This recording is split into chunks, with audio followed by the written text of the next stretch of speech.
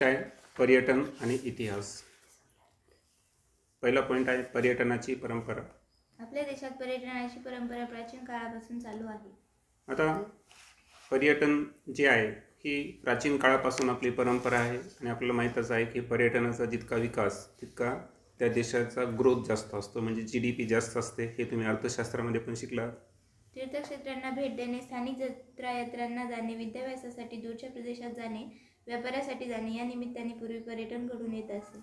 आता प्राचीन काळामध्ये पहिलं पर्यटनचा उद्देश म्हणजे काय होतं? तीर्थक्षेत्रांना भेट देणे.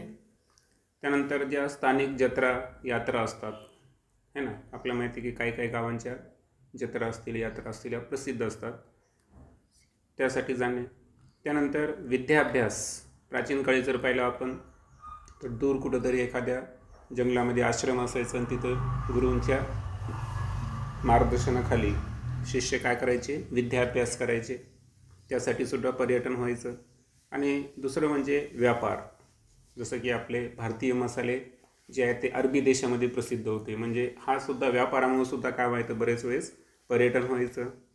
सारांश स्वरूपात सांगायचे तर मानवाला खूप पूर्वीपासून फिरण्याची आवड आहे. आणि कोलंबसपासून ते आजच्या मानवापर्यंत आहे की नाही, सर्वांच्या संदर्भात जर पाहिलं आपण तर फिरण्याची आवड ही प्रत्येक माणसाला असते. त्यानंतर माहीत आहे का तुम्हाला, बौद्ध वाङ्मयात लोकांच्या उद्बोधनासाठी स्वतः गौतम बुद्धांनी भारतातील अनेक प्राचीन शहरांना भेटी दिल्याचे उल्लेख आहेत. आता बौद्ध वाङ्मय जे आहेत तर त्यामध्ये जे लोकांना उद्बोधन अर्थातच मार्गदर्शन जे आहे तर ते मार्गदर्शन करण्यासाठी स्वतः गौतम बुद्ध यांनी सुद्धा भारतातील अनेक प्राचीन जे शहर आहेत तर त्यांना भेटी दिल्या आहेत पहा. आणि बऱ्याच वेळेस काय होतं की जेव्हा आपण ऐतिहासिक भौगोलिक वारसांना भेट देतो ना, तर विविध संस्कृतींना भेट देतो तर आपल्याला पण आयडिया येते की जग कुठं आहे हे ना, आणि आपण कसं जगायला पाहिजे. बौद्ध भिक्खूंना सतत भ्रमण करत राहणे आवश्यक असे. आणि त्यातल्या त्यात जे बौद्ध भिक्खू असतात तर त्यांच्यासाठी आवश्यक गोष्ट म्हणजे त्यांना एका ठिकाणी राहता येतं का? नाही. तर सतत भ्रमण करत राहणे हे त्यांना आवश्यक असते. तसेच जैन मुनी आणि साधू हेही सतत भ्रमण करत असत. आणि त्यानंतर जे जैन धर्मीय मुनी आणि साधू होते तर त्यांनी सुद्धा भ्रमण अर्थातच प्रवास याला काय दिलेलं आहे? महत्त्व दिलेलं आहे. इसवी सन 630 मध्ये चीनी प्रवासी युआन शुआंग चीनमधून भारतात आला होता. आणि इसवी सन 630 मध्ये आपल्याकडे जे ऐतिहासिक नोंदीसाठी आपल्याला ऐतिहासिक अभ्यासक लागतात, त्यामधले ऐतिहासिक अभ्यासक चीनी प्रवासी ज्यांचं नाव आहे युआन शुआंग, तर हे चीनमधून भारतामध्ये आले होते. मध्ययुगात संत नामदेव, संत एकनाथ, गुरु नानक देव, रामदास स्वामी हे भारत भ्रमण करत होते. आणि आपल्याला माहिती आहे की सामाजिक चळवळ किंवा संत चळवळ म्हणू आपण, तर संत चळवळ ही एका ठिकाणी बसून होते का? नाही. तर संत नामदेवापासून संत एकनाथ, त्यानंतर शिखांचे पहिले गुरु नानक देव, त्यानंतर रामदास स्वामी यांनीसुद्धा पूर्ण भारत भ्रमण करून लोकांमध्ये उद्बोधनाचं कार्य केलं. आणि याच्यामध्ये झालं काय? त्यांचं स्वतःचं पर्यटनसुद्धा झालं. पर्यटन दूरवरच्या स्थळांना विशिष्ट हेतूने भेट देण्यासाठी प्रवास करणे म्हणजे पर्यटन होय. आता पर्यटनची डेफिनेशन की दूरवरचं कोणतं तरी स्थळ आहे आणि त्यासाठी आपला काहीतरी विशिष्ट हेतू आहे, म्हणजे आपल्याला तिथली भौगोलिक, ऐतिहासिक किंवा आपलं व्यापार या कोणत्या ना कोणत्या शिक्षण कोणत्या तरी हेतूने आपण भेट द्यायलो आणि त्यासाठी जर आपण प्रवास करत असतो तर निश्चितच ते काय आहे? पर्यटन आहे. 19व्या शतकाच्या उत्तरार्धात थॉमस कुकने 600 लोकांची लिस्टर ते लाफबरो अशी रेल्वे सहल आयोजित केली. आता 19व्या शतकाच्या उत्तरार्धात थॉमस कुक जे आहे त्याने एक रेल्वे सहल आयोजित केली होती. आता ही रेल्वे सहल लिस्टर स्टेशनपासून तर लाफबरो स्टेशनपर्यंत होती आणि यामध्ये एकूण त्यांनी थॉमस कुक यांनी 600 लोक त्या सहलीमध्ये ॲडजस्ट केले होते. पूर्ण युरोपची भव्य वर्तुळाकार सहल यशस्वीपणे घडून आणली. आणि तो प्रवास जर पाहिला आपण, तो प्रवास ज्यांनी केला तर ते रूट मॅप असा आहे जसं की आपण पूर्ण युरोप खंडाची काय केली? वर्तुळाकार सहल केली असा त्याचा प्रवास रूट होता. म्हणजे ती सहल त्यांनी यशस्वीपणे घडून आणली. कुकनेच पर्यटक तिकिटे विकण्याचा एजन्सी व्यवसाय सुरू केला. आणि जे थॉमस कुक आहे तर यांनीच तिकिटे जे असतात ते विकण्याचा एक एजन्सी व्यवसाय सुरू केला. आज जरी पाहिलं आपण तर टूर वगैरे जातो तर टुरिस्टचे पॅकेज घेतो पहा आपण, हे की नाही. स्वतः जायचं मग आपल्याला माहीत नसतं कुठं थांबायचं, किती प्रवास करायचा. तर आज जे आधुनिक पर्यटन युग आलेलं आहे ना, हे कोणामुळे आलेलं आहे? त्या एजन्सी व्यावसायिकाचं नाव काय होतं? Thomas cook. त्याने ती आयडिया त्या ठिकाणी डेव्हलप केली होती. वरचं पाहू आपण अगोदर, माहीत आहे का तुम्हाला? जगातील पहिला युरोपीय शोधक प्रवासी म्हणून बेंजामिन ट्युडेला प्रसिद्ध आहे. आता जगातील पहिला युरोपीय शोधक प्रवासी म्हणून जो प्रसिद्ध आहे त्यांचं नाव आहे बेंजामिन ट्युडे. त्याचा जन्म स्पेनमध्ये झाला आणि स्पेन देशामध्ये त्यांचा जन्म झालेला आहे. 1159 ते 1173 दरम्यान त्याने France, Germany, Italy, Greece, Syria, अरबस्तान, Egypt, Iraq, Persia, Iran, Bharat व चीन या देशांना भेटी दिल्या. पहा त्या काळामध्ये 12व्या शतकामध्ये 1159 ते 1173 तो इतके देश फिरला. France, Germany, Italy, Greece, Syria, अरबस्तान, इजिप्त, इराक, पर्शिया ज्याला आपण इराण म्हणतो, भारत आणि चीन. त्याने आपल्या प्रवासादरम्यानचे अनुभव दैनंदिनीमध्ये लिहिले. आणि ट्रॅव्हलिंग करत असताना त्याला जे एक्सपिरियन्स आले ज्याला आपण प्रवास अनुभव म्हणू, तर त्यानं त्याच्या रोजनिशी किंवा जी दैनंदिनी असते डायरी त्यामध्ये लिहिलं. ही दैनंदिनी इतिहासाचा महत्त्वाचा दस्तऐवज आहे. आणि दैनंदिनी जी आहे हा इतिहासाचा कोणता पुरावा आहे? लिखित पुरावा आहे. ओके. त्यानंतर आहे मार्को पोलो. 13व्या शतकातील मार्को पोलो या इटालियन प्रवाशाने आशिया खंड आणि विशेषतः चीनची ओळख युरोपला करून दिली. आता मार्को पोलो या इटालियन प्रवाशाचं वैशिष्ट्य आहे की युरोप खंडाला त्याने 2 ठिकाणाची ओळख करून दिली. एक म्हणजे आशिया खंड आणि विशेषतः जो चीन देश आहे, या दोन्हींची ओळख युरोप खंडाला करून देणारा जो इटालियन प्रवासी होता त्याचं नाव काय आहे? Marco Polo. आणि हे त्यानं केव्हा केलं? इसवी सनाच्या 13व्या शतकात. तो 17 वर्षे चीनमध्ये राहिला आणि स्वतः चीन या देशामध्ये तो 17 वर्षे राहिलेला आहे. आशियातील निसर्ग, समाज जीवन, सांस्कृतिक जीवन आणि व्यापार यांची ओळख त्याने जगाला करून दिली.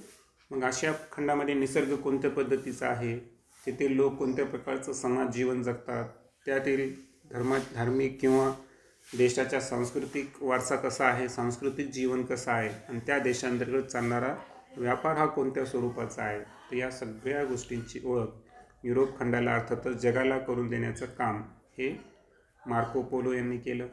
यातूनच युरोप व आशिया यांच्यात संवाद व व्यापार सुरू झाला. आणि तिथूनच पुढे जर पाहिलं आपण तर युरोप खंड आणि आशिया खंड यांच्यामध्ये दोन्ही गोष्टी सुरू झाल्या, संवाद पण आणि व्यापार पण. त्यानंतर आहे इब्न बतूता.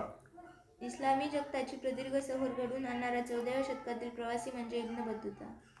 आता इस्लामी जगताची प्रदीर्घ म्हणजे फार मोठी सफर घडवून आणणारा प्रवासी म्हणजे तो आहे इब्न बतूता. आणि हे कार्य त्याने केव्हा केलं? इसवी सनाच्या 14व्या शतकात. तो 30 वर्ष जग फिरत होता. आणि जवळपास 30 वर्ष तो जग फिरत होता. एकाच रस्त्याने 2 वेळा प्रवास करायचा नाही असे त्याचे धोरण होते. आणि टार्गेट काय होतं? ज्या रोडला तो एकदा गेला त्या रोडला रिपीट जायचं का? नाही. म्हणजे एकाच रस्त्याचे 2 वेळा प्रवास करायचे नाही हे त्याचं धोरण होतं. मध्ययुगाचा इतिहास आणि समाज जीवन समजण्यासाठी बतूताचे लेखन उपयोगी आहे. आणि इसवी सनाचं 14वं शतक म्हणजे मध्ययुगीन है ना, मध्ययुगीन इतिहास म्हणतो. तर मध्ययुगीन इतिहास आणि समाज जीवन हे समजण्यासाठी इब्न बतूतानं लिहिलेलं जे लेखन आहे ते अतिशय उपयोगी असं आहे. त्यानंतर आहे गेरहार्ड मर्केटर. 16व्या शतकातील गेरहार्ड मर्केटर हा जगाचा नकाशा आणि पृथ्वीचा गोल बनवणारा नकाशा आरेखक म्हणून प्रसिद्ध आहे.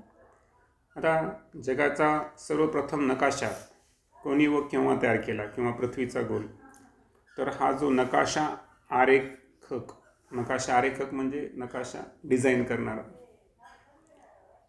तर तो कोण होता? तर तो होता गेरहार्ड मर्केटर. आणि हे त्यांनी केव्हा करून दाखवलं? इसवी सनाच्या 16व्या शतकात. त्याच्यामुळे युरोपातील शोध मोहिमांना गती मिळाली. आणि ब्ल्यूप्रिंट किंवा मॅप जर असेल तर निश्चितच जी शोध मोहीम आहे त्याला काय मिळते? स्पीड, गती मिळते. आणि म्हणून युरोपातील शोध मोहिमा ज्या होत्या, आता एक लक्षात घ्या, हे नाव युरोप काय येत आहे माहिती आहे का? कारण जगातील 7 खंड जे आहेत, अंटार्क्टिका सोडून द्या, उरलेले 6 खंड आहेत ना, याच्यामध्ये औद्योगिक क्रांती किंवा दळणवळणाच्या सुविधा सर्वप्रथम कुठं विकसित झाल्या? युरोप खंडामध्ये. त्याच्यामुळं जगापर्यंत पोहोचणारे कोण आहेत? युरोपीय. लक्षात आलं का? आणि सो इथं वारंवार युरोप देशाचा उल्लेख येत आहे. त्यानंतर माहीत आहे का तुम्हाला, तीर्थयात्रेसाठी देशाच्या एका टोकापासून दुसऱ्या टोकापर्यंत पायी प्रवास करण्याची परंपरा भारतामध्ये पूर्वीपासून प्रचलित होती. आता तीर्थयात्रेसाठी जर पाहिलं आपण तर हा आपल्या धार्मिक श्रद्धेचा मुद्दा आहे आणि त्यासाठी आपण एका टोकापासून दुसऱ्या टोकापर्यंत पायी प्रवास करणे ही आपली काय आहे? परंपरा आहे आणि भारतामध्ये ही पूर्वीपासून प्रचलित होती. महाराष्ट्रातून उत्तरेकडे अयोध्येपर्यंत व तेथून पुन्हा महाराष्ट्रापर्यंत प्रवासाचे वर्णन विष्णू भट गोडसे यांनी लिहून ठेवले आहे. आता महाराष्ट्रातून उत्तर दिशेकडे असणारे जे अयोध्या आहे आणि तेथून पुन्हा महाराष्ट्रापर्यंत जे प्रवासाचं वर्णन आहे हे प्राचीन काळातलं जर कोणी लिहून ठेवलं असेल तर ते आहेत विष्णू भट गोडसे. माझा प्रवास हे त्यांच्या प्रवास वर्णनाच्या पुस्तकाचे नाव आहे. आणि केवळ रोजनिशी लिहिली नाही तर प्रवास वर्णनांचं पुस्तकच त्यांनी तयार केलं आणि त्याला नाव का दिलं होतं? माझा प्रवास. या पुस्तकाचे वैशिष्ट्य म्हणजे विष्णू भट्टांनी हा प्रवास 1857च्या स्वातंत्र्य संग्रामाच्या काळात केला. आणि 1857चा जो स्वातंत्र्य संग्रामाचा काळ होता है ना, की आपण भारतीयांनी ईस्ट इंडिया कंपनी विरुद्ध आहे की नाही जे स्वातंत्र्य युद्ध पुकारलं होतं, तर त्या काळामध्ये विष्णू भट गोडसे यांनी हे प्रवास केला होता. या स्वातंत्र्य संग्रामासंबंधीच्या अनेक गोष्टींचे ते प्रत्यक्ष साक्षीदार होते. आणि हा जो स्वातंत्र्य संग्राम आहे तर याच्या संबंधित अनेक गोष्टी आहेत आणि त्या गोष्टीचे ते प्रत्यक्ष साक्षीदार आहे. म्हणजे त्यांनी स्वतः काही म्हणजे असं नाही की त्यांनी अंदाज लावलेला आहे, तर प्रत्यक्ष ते अनुभवलेले नाही तो काळ त्यांनी, हे की नाही. त्यामुळे या स्वातंत्र्य संग्रामाचे आणि विशेषतः राणी लक्ष्मीबाई यांच्या जीवनाविषयीचे अनेक तपशील आपल्याला समजतात. आणि निश्चितच विष्णू भटांच्या या कार्यामुळं स्वातंत्र्य संग्राम आणि विशेषतः राणी लक्ष्मीबाई यांचं जे जीवन आहे त्याविषयीचं जे डिटेल्स आहे ज्याला आपण तपशील म्हणतो, तर हे आपल्याला समजतात. एवढेच नव्हे तर 18व्या शतकातील मराठी भाषेचे स्वरूपही आपल्याला समजते. आणि याच्याही पलीकडे जाऊन 18व्या शतकामध्ये मराठी भाषेचं नेचर अर्थात स्वरूप कोणत्या पद्धतीचं होतं हे सुद्धा आपल्याला समजतं. हे पुस्तक तत्कालीन इतिहासाचे एक महत्त्वाचे साधन आहे. निश्चितच हे पुस्तक तत्कालीन म्हणजे त्या काळातील, हे की नाही, त्या काळातील इतिहासाचं काय आहे? महत्त्वाचं साधन आहे. त्यानंतर आहे पर्यटनाचे प्रकार. आधुनिक काळात पर्यटन हा एक स्वतंत्र असा स्थानिक, आंतरराज्यीय, राष्ट्रीय आणि आंतरराष्ट्रीय व्यवसाय झालेला आहे. आता आधुनिक काळात मी सांगितल्याप्रमाणे पर्यटन जे आहे हे स्थानिक, आंतरराज्यीय म्हणजे एका राज्यातून दुसऱ्या राज्यात, त्यानंतर राष्ट्रीय म्हणजे देशांतर्गत आणि दुसऱ्या देशात जर जात असो तर आंतरराष्ट्रीय असा एक बिझनेस झालेला आहे. देशातील व परदेशातील पुरावस्तू, इतिहास, प्रसिद्ध व निसर्गरम्य स्थळे, प्राचीन कला निर्मितीचे केंद्रे, तीर्थक्षेत्रे, औद्योगिक व इतर प्रकल्प इत्यादींना भेट देणे ही पर्यटनामागील मुख्य प्रेरणा असते. आता पर्यटनामागे उद्देश काय असतो? ज्या देशातील आणि प्रदेशातील ज्या पुरावस्तू म्हणजे पुरातन काळातील वस्तू ज्या आहेत, त्यानंतर इतिहासामध्ये प्रसिद्ध असणारी व निसर्गरम्य जी ठिकाणं आहेत, त्यानंतर प्राचीन कला निर्मितीची केंद्रे, त्यानंतर विविध प्रकारची तीर्थक्षेत्रे, त्यानंतर काही औद्योगिक प्रकल्पसुद्धा असतात, इंडस्ट्रियलायझेशन, जसं की आपल्याला माहिती आहे औद्योगिक क्रांती कुठे झालेली आहे? इंग्लंडमध्ये. आणि इतर प्रकल्प जे आहे त्यांना भेट देणे ही पर्यटनामागची काय असते? मुख्य प्रेरणा. निसर्गनिर्मित आणि मानवनिर्मित गोष्टींमधील रम्यता व भव्यता यांचा प्रत्यक्ष अनुभव घेण्याची इच्छा जगभरच्या पर्यटकांना असते. आता निसर्गनिर्मित असो किंवा मानवनिर्मित, तर या दोन्ही गोष्टीमध्ये रम्यता आणि भव्यता यांचा प्रत्यक्ष अनुभव घेण्याची इच्छा जगभराच्या पर्यटकांना असते. पहा आता निसर्गनिर्मित जर पाहिलं आपण तर स्वित्झर्लंड हा देश जो आहे तिथं नेचर ब्युटी खूप आहे. पहा तर निश्चितच हा काय झाला? निसर्गरम्य असणारा, रम्यता आणि भव्यता असणारं ठिकाण. आणि जर मानवनिर्मित जर पाहायचं असेल तर त्याचं जिवंत उदाहरण कोणतं आहे? दुबई हे जे ठिकाण आहे, तर हे जर आपण केलं तर आर्टिफिशियल सिटी येते, हे की नाही, नॅचरल नाही, परंतु त्यांनी इतकी सुंदर बनवली की आज जगामधलं एक पर्यटन स्थळ म्हणून ते फेमस झालेलं आहे. म्हणजे त्याचा प्रत्यक्ष अनुभव घेण्याचा, तिथली रम्यता, भव्यता पाहण्याचा पर्यटकांना इच्छा असते. त्यामुळे हिमशिखरे, समुद्रकिनारे, घनदाट जंगले असे उपेक्षित प्रदेश पर्यटनात आले. आता खरं पाहिलं तर हिल स्टेशन जे आहेत, स्पेशली जिथं बर्फ वगैरे प्रदेश असतो, हिमशिखरे असतील, त्यानंतर बीचेस, समुद्रकिनारे आणि घनदाट जंगले ॲमेझॉनसारखे, ते उपेक्षित ठिकाणी बघा. कारण तिथं तुम्ही जर पाहिलं तर मनुष्यवस्ती कमी असते, खाण्यापिण्याच्या फॅसिलिटीज कमी असतात. परंतु असं असेल, परंतु तिथं सर्वात महत्त्वाचं काय आहे? निसर्ग आहे ना, काहीतरी वेगळेपणा. म्हणून त्यांचा समावेश कशामध्ये आला? पर्यटनामध्ये आला. त्यांच्यावर दृकश्राव्य प्रसार माध्यमातून कार्यक्रम तयार होऊ लागले. आज जर पाहिलं तुम्ही तर सपोज तुम्ही यूट्यूबला वगैरे गेलात आणि जर ॲडव्हेंचर प्लेसेस किंवा टुरिस्ट प्लेसेस जर टाकलं तुम्ही, तर त्याच्यावर तुम्हाला दृकश्राव्य प्रसार माध्यमातून त्याच्यावर कार्यक्रम वगैरे, आज पाहिलं तर बऱ्याच चित्रपटामध्ये सुद्धा त्यांचा काय केला जातो? यूज केला जातो. लोकेशन हे फार महत्त्वाचं असतं. पर्यटनाचे स्थानिक, आंतरराज्यीय, आंतरराष्ट्रीय, धार्मिक, ऐतिहासिक, आरोग्यपूरक, विज्ञान, कृषी, नैमित्तिक, क्रीडा पर्यटन असे ढोबळमानाने प्रकार पडतात. आता पर्यटन हे लोकल असू शकतं, स्थानिक, जसं की आपण इथून दौलताबादला चाललो. त्यानंतर हे आंतरराज्यीयसुद्धा असू शकतो, जसं की आपल्याला जम्मू काश्मीर वगैरे जे आहे तिथले ठिकाण पाहिजे असतील. आंतरराष्ट्रीय पण असू शकतात, जसं सपोज आपल्याला स्वित्झर्लंड हा देश पाहायचा असेल तर. त्यानंतर धार्मिक असू शकतं, जसं की आपल्याला वाटलं की आपल्याला काय करायचं आहे की आपल्या शेजारी कोण आहे, बांगलादेश असेल किंवा श्रीलंका घेऊ आपण. स्पेशल श्रीलंकामधलं एखादं आपल्याला धार्मिक ठिकाण पाहायचं असेल, हा आपला काय असेल? धार्मिक पर्यटन असेल. किंवा आपल्या देशांतर्गत जर पाहिलं आपण तर चारधाम असेल, बालाजी असेल, हे सुद्धा धार्मिक पर्यटनमध्ये येतील. त्यानंतर ऐतिहासिक जर आपल्याला वाटलं की इजिप्तचे पिरॅमिड आपल्याला पाहायचे असतील, है ना, कुतुब मिनार पाहायचं असेल, तर निश्चितच ते ऐतिहासिक आहे. आरोग्यपूरक, आता आरोग्यपूरक म्हणजे आपल्या जे हेल्थ आहे त्या हेल्थसाठी आपण कोणत्या हिल स्टेशनवर जात असो, है ना, जसं की पॅरारायडिंग वगैरे करत असो आपण, तर हे सुद्धा आरोग्यपूरक असेल. त्यानंतर विज्ञान पर्यटन, जसं की तुम्ही इस्रोला भेट द्यायला किंवा नासाला भेट देण्यासाठी तुम्ही गेलात. त्यानंतर कृषी म्हणजे एखादी युनिव्हर्सिटी आहे, ॲग्रिकल्चर युनिव्हर्सिटी, किंवा एखाद्यानं शेती आधुनिक पद्धतीने डेव्हलप केली, जसं की तुम्हाला माहीत असेल इराणची जी शेती ही जगमध्ये प्रसिद्ध आहे. अतिशय कमी पाण्यावर जर कुठे शेती केली जाते जगामध्ये, तो देश कोणता आहे? इराण. त्यानंतर नैमित्तिक म्हणजे काहीतरी इव्हेंट आहे, निमित्त आहे, जसं की तुमच्या एखाद्या रिलेटिव्स कुठेतरी बाहेर देशामध्ये सेटल आहे आणि तिथं जर कोणतंच प्रोग्राम असेल किंवा एज्युकेशन असेल, जसं की काही विदेशमध्ये आपल्याकडे जर पाहिलं आपण तर बरेच जण MBBSसाठी फॉरेनमध्ये जातात. हे सुद्धा काय झालं? नैमित्तिक पर्यटन झालं. आणि क्रीडा पर्यटन, जसं की क्रीडासाठीच, जसं की आपली भारताची टीम आहे ही ऑलिम्पिकसाठी कुठे गेली यावर्षी? पॅरिसला गेली होती. तर हे सुद्धा काय झालं? क्रीडा पर्यटन. असे प्रकार पडतात. त्यानंतर आहे स्थानिक व आंतरराज्यीय पर्यटन. हा प्रवास सुलभ असतो. आता स्थानिक आणि आंतरराज्यीय जर पाहिला आपण तर निश्चितच हा काय असतो? सुलभ असतो. याच्यामध्ये काही फार विशेष तयार करावं लागत नाही. तो देशातल्या देशात असल्याने यात भाषा, चलन, कागदपत्रे यांचा फारसा अडथळा नसतो. आता तुम्ही जम्मू काश्मीरपासून कन्याकुमारीपर्यंतचा आधार कार्ड तुमच्यासाठी सफिशियंट आहे. करन्सी तुम्हाला बदलायची गरज आहे का? नोटा बदलण्याची गरज नाही, एकच नाणं आहे.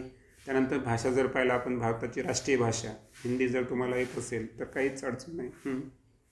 विशेष म्हणजे आपल्याला उपलब्ध असलेल्या वेळेप्रमाणे आपण त्याचे नियोजन करू शकतो. हां, आता फॉरेनमध्ये तुम्ही जेव्हा जाता ना, तुमच्या व्हिजाला एक टाईम लिमिट असते, तुमचं पॅकेजला एक आहे ना. परंतु स्थानिक आणि आंतरराज्यीयमध्ये तुम्हाला उपलब्ध वेळेचे नियोजन आपल्याला करू शकतो. जर आपल्याला वाटलं प्रवास लांबवायचा, 2-3 दिवस लांबवू शकतो, कमी करायचं तर काही अडचण नाही. आंतरराष्ट्रीय पर्यटन, जहाज, रेल्वे आणि विमान यांच्यामुळे आंतरराष्ट्रीय पर्यटन करणे पूर्वीपेक्षा सोपे झाले आहे. आता आंतरराष्ट्रीय पर्यटन आपण जहाज, रेल्वे आणि विमान या 3 माध्यमातून करू शकतो. परंतु आज जर पाहिलं आपण तर विमानानं प्रवास जास्त होतो. जहाजांमुळे समुद्र किनाऱ्यावरचे देश जोडले गेले. जहाजानं प्रवास केला तर जे समुद्र किनाऱ्यावरचे देश आहे तिथं आपण सहज प्रवास करू शकतो. रेल्वेच्या रुळांनी युरोप जोडला आहे. आता रेल्वे संदर्भात जर पाहिलं आपण तर आपल्याकडे एवढं म्हणजे नाही आशिया खंडामध्ये देश एकमेकांना अटॅच, पण युरोप खंड जो आहे ना पूर्णपणे एकमेकांना रेल्वेनं अटॅच आहे. म्हणजे त्या देशामध्ये एका देशातून दुसऱ्या देशामध्ये तुम्ही सहज रेल्वेनं जाऊ शकता. विमानांनी जग जवळ आणले. त्यात विषयच नाही. आर्थिक उदारीकरणानंतर भारतातून परदेशात जाणाऱ्यांची आणि परदेशातून भारतात येणाऱ्यांची संख्या वाढली आहे. आता आर्थिक उदारीकरण म्हणजे जेव्हापासून थोडंसं इकॉनॉमिकल डेव्हलपमेंट झाली तर आपल्याला माहिती आहे भारतातून परदेशात सुद्धा आपले बरेच लोक चालले आणि भारतामध्ये पर्यटनाचा विकास झाल्यामुळं परदेशातून भारतात येणाऱ्यांची संख्यासुद्धा वाढली आहे. अभ्यास, विरंगुळा, स्थळ दर्शन, व्यावसायिक कामे, बैठका, करारमदार इत्यादी चित्रपटांचे चित्रीकरण यांसारख्या कामांसाठी देश विदेशात येणाऱ्या जाणाऱ्या पर्यटकांचे प्रमाण वाढले आहे. आता पर्यटनामध्ये काय होतं? अभ्यास. आता आपल्याकडे जर पाहिलं तर लेण्यापासून तर विविध प्रकारची प्राचीन मंदिरे आपल्याकडे आहेत. तर निश्चितच जे इतर देशाचे इतिहासक अभ्यासक आहेत ते आपल्या देशामध्ये काय करतात? त्या निमित्ताने येत असतात. ताजमहलपासून तर विविध प्रकारच्या वस्तू आहेत, हे की नाही, काही ऐतिहासिक मंदिरं वगैरे पण आहेत. त्यानंतर विरंगुळा असेल, बऱ्याच वेळेस ट्रॅव्हलिंग जे आहे हे काय असतं, रोजच्या कामापेक्षा वेगळं काहीतरी एंटरटेनमेंट म्हणून त्याला आपण विरंगुळा म्हणून. त्यानंतर स्थल दर्शन, एखाद्याला आवड असते की आपलं जग पाहून घ्यायचं आहे, हे की नाही, विविध प्रकारची ठिकाणं पाहायची आहे. काही जण बऱ्याच वेळेस व्यावसायिक कामासाठी येतात, जसं की बिझनेस बैठका असतील काही किंवा काही ॲग्रीमेंट वगैरे असतील. त्यानंतर सर्वात महत्त्वाचं चित्रपटांचं चित्रीकरण. आता आज सध्या जर पाहिलं आपण तर AI आलेलं आहे, आर्टिफिशियल इंटेलिजन्स. त्याच्यामुळं ग्रीन पडदा असतो तिथं जरी शूट केलं त्याच्यामध्ये डिजिटलायझेशन आलेलं आहे, VFX इफेक्ट. परंतु मध्यंतरीच्या काळात जर पाहिलं आपण 1980, 90, 2000 है ना, 2010पर्यंत जर पाहिलं ना तर चित्रपटांचं चित्रीकरण शक्यतो कुठं व्हायचं? फॉरेनमध्ये. जितके मग जास्तीत जास्त लोक किंवा भारतामध्ये जरी असेल तरी काही दार्जिलिंग, नैनिताल, काश्मीर, हिमाचल प्रदेश असे ठिकाण वापरले जायचे. म्हणजे चित्रपटांचं चित्रीकरण ह्या सगळ्यावरी जे डिस्कस केलं आपण त्याच्यामुळं बरेच लोक आपल्या देशात पण येतात आणि आपले लोकसुद्धा बऱ्याच वेळेस विदेशात जातात. फायनली पाहू आपण ऐतिहासिक पर्यटन. संपूर्ण जगभरातील हा एक महत्त्वाचा पर्यटन प्रकार आहे. पर्यटन प्रकारामधला सर्वात महत्त्वाचा जर कोणता असेल तर तो आहे ऐतिहासिक गोष्टींचा अभ्यास. लोकांचे इतिहासाच्या संदर्भातील कुतूहल लक्षात घेऊन ऐतिहासिक पर्यटन सहलींचे आयोजन केले जाते. आता शिक्षण पद्धती जर पाहिलं ना आपण तर सायन्स तर खूप महत्त्वाचं आहे शोधाच्या दृष्टिकोनातून, परंतु आपण कसं घडलो हे समजून घ्यायचं असेल तर त्या दृष्टीनं हिस्ट्री पण महत्त्वाची आहे. म्हणून ऐतिहासिक पर्यटन जे आहे तर त्याचं कुतूहल लक्षात घेतलं की कशाचं आयोजन केलं जातं? सहलींचं आयोजन. महाराष्ट्रात छत्रपती शिवाजी महाराजांशी संबंधित असणाऱ्या किल्ल्यांवर दुर्ग अभ्यासक गोपाळ निळकंठ दांडेकर दुर्ग भ्रमण यात्रा आयोजित करत असत. आता शिवाजी महाराजांच्या काळात जर पाहिलं आपण तर छत्रपती शिवाजी महाराजांशी संबंधित असणारे जेवढे काही किल्ले आहेत तर त्या किल्ल्यांचा अभ्यास करणारे त्यांना आपण दुर्ग अभ्यासक म्हणतो. आणि त्याच्यामध्ये विशेष नाव घेता येईल गोपाळ निळकंठ दांडेकर यांचं. तर यांनी जे गड किल्ले आहेत त्यांना तिथे जे प्रवास करणे ज्याला आपण दुर्ग भ्रमण म्हणू. दुर्ग भ्रमण म्हणजे काय? गड किल्ले यांचं भ्रमण करणे, फिरणे, यात्रा. तर दुर्ग भ्रमण यात्रा त्यांनी आयोजित केल्या होत्या. भारतीय पातळीवर राजस्थानातील किल्ले, महात्मा गांधी आणि आचार्य विनोबा भावे यांच्याशी संबंधित आश्रम, 1857च्या स्वातंत्र्य लढ्याशी संबंधित स्थळे अशाही ऐतिहासिक ठिकाणाच्या सहली आयोजित केल्या जातात. आज जरी पाहिलं आपण तर ठीक आहे, आपल्याकडे कॉलेजच्या मुलांचे नेले होतं मला वाटतं, परंतु मेडिकल कॉलेजला वगैरे गेलं ना तुम्ही भविष्यात तर तुम्हाला निश्चितच राजस्थानमधील किल्ले असतील, त्यानंतर काही आश्रम आहेत महात्मा गांधींचा आश्रम, आचार्य विनोबा भावे यांचा आश्रम, ते सुद्धा ऐतिहासिक ठिकाणं आहेत. आणि त्यानंतर 1857च्या स्वातंत्र्य लढ्याशी संबंधित जी स्थळे आहेत हे सुद्धा ऐतिहासिक ठिकाणाच्या सहली आयोजित केल्या जातात. नेक्स्ट लेक्चरमध्ये आपण भौगोलिक पर्यटन संदर्भात माहिती पाहू.